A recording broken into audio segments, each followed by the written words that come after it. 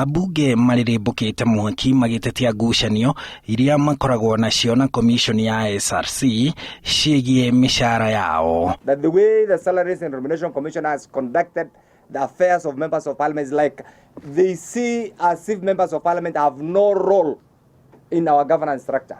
Honestly, we don't understand that kind of hatred. We are a parliamentary service commission. How comes they sit with the judicial service commission? Abunge marauga marahocia mbeca cia nyumba iria maretia hari itua riria rietikiririe magavana onao maheo mbeca icio. And that is why we are saying from where we sit, we will not allow SRC to criminalize the institution of parliament because of their incompetence, because of their misinterpretation of the law. SRC irerikana kuhe maabitha a honge igire hari ithatu cia thirikari mbeca cia nyumba o tiga abunge. How comes they sit with the executive, none other but the president and the deputy president, to agree on what they are going to give the members of the executive? So are members of parliament supposed to be vilified day in, day out?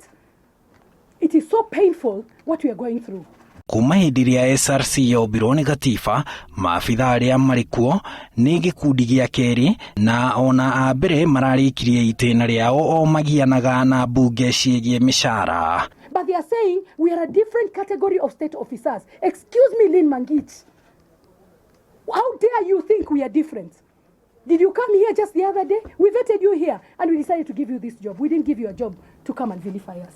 We didn't give you a job to come and show us your hatred for us. SRC mahandite cira igoti-inĩ makiregana na ikinya ria kamiti ino ya PSC kwanjĩrĩria kuhe ambunge ciringi 250 o mweri hari o mũmbunge igitarwo kuma mweri wa 10 mwaka muthiru marihi ma nyumba.